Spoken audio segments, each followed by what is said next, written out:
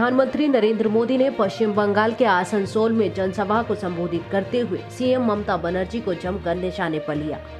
PM Modi ने कहा कि मुख्यमंत्रियों की कई बैठक में ममता बनर्जी शामिल नहीं हुई।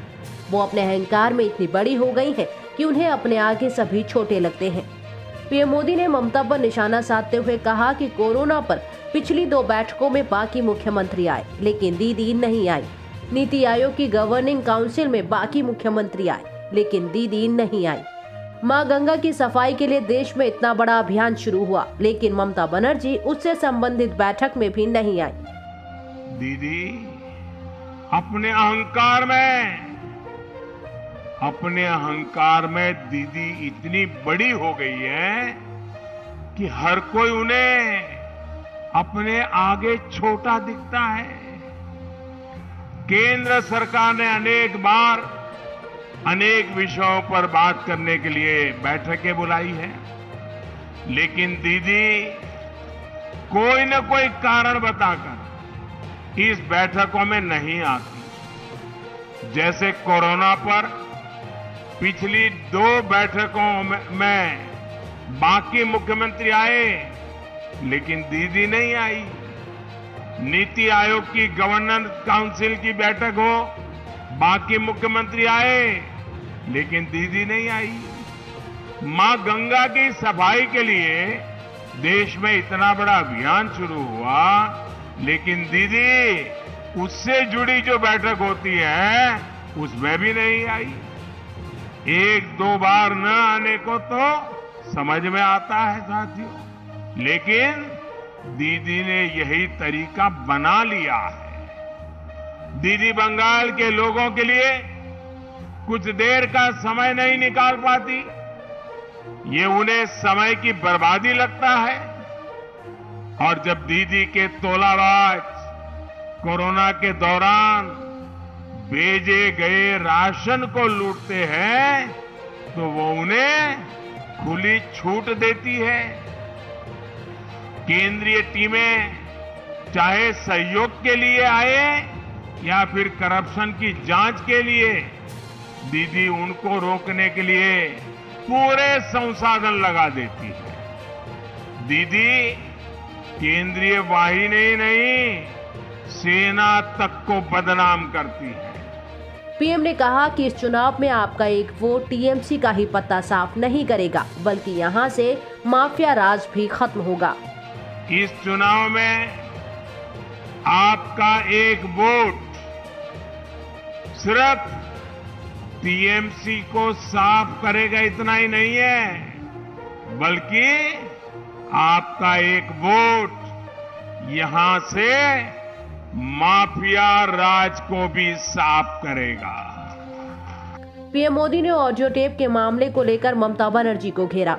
उन्होंने कहा कि कूच बिहार में जो हुआ उस पर कल एक ऑडियो टेप आपने सुना होगा। 5 लोगों की दुखद मृत्यु के बाद दीदी किस तरह राजनीति कर रही हैं, ये इस ऑडियो से सामने आता है। इस ऑडियो में कूच बिहार के टीएमसी नेता को कहा जा रहा है कि मारे गए लोगों के शवों के साथ रैली करो।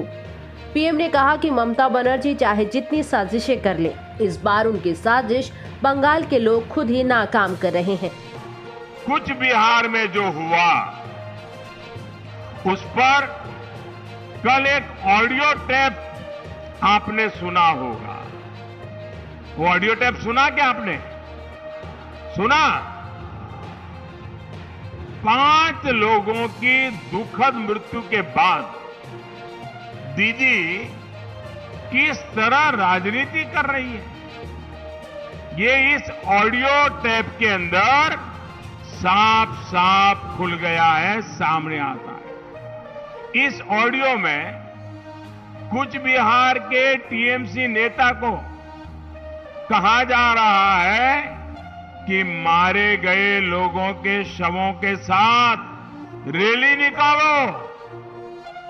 दीदी वोट बैंक के लिए कहां तक जाएगी आप?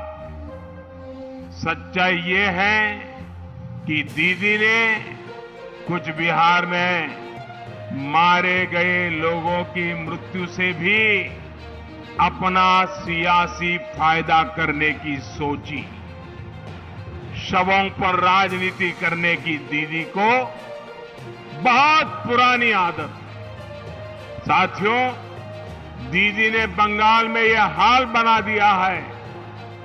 जनता ने भी जब उनके विरोध की कोशिश की तो उसको कुचल दिया गया। इस बार बंगाल के लोगों ने ही उनके खिलाफ मोर्चा खोल दिया है। उन्होंने कहा कि हम राज्य में कानून व्यवस्था वापस लाएंगे, हम यहां औद्योगिकरण करेंगे। पीएम मोदी ने कहा कि पुलिस और प्रशासन भी आपकी सुविधा के लिए काम करेंगे। बीजेपी सरकार यहां आपकी हर मुश्किल कम करने के लिए काम करेगी। बंगाल में कानून व्यवस्था का राज स्थापित किया जाएगा। कानून के राज में यहां नए उद्योग लगेंगे। बंगाल में निवेश बढ़ेगा। बीजेपी सरकार में हर कोई अपना काम करेगा। आपके जीवन में टीएमसी के तोलाबाजों की जो घुसपैठ हुई है उसे जीरो कर दिया जाएगा, दूर किया जाएगा। पुलिस अपनी जिम्मेवारी निभाएगी, अपना काम करेगी। राज्य सरकार के अलग अलग विभाग अपना जन सेवा का दायित्व निभाएंगे, अपना काम पूरा करेंगे। प्रशासन अपनी जिम्मेवारियों को निभाते हुए जनता जनार्दन की अपेक्षाओं को पूरा करने के लिए दिन रात काम करेगी और सरकार अपनी जिम्मेवारियों को पूरा करने के लिए काम करेगी। और बीजेपी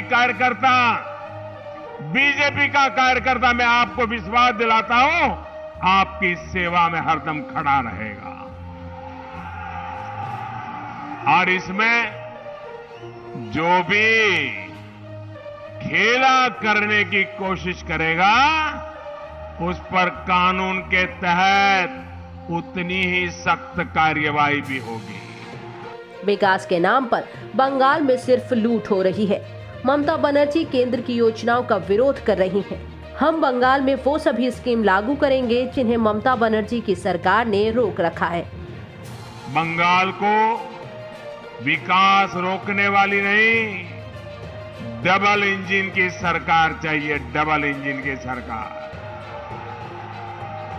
बंगाल की बीजेपी सरकार आपका लाभ कराने वाली हर उस योजना को लागू करेगी जिन्हें दीदी की सरकार ने रोका हुआ है।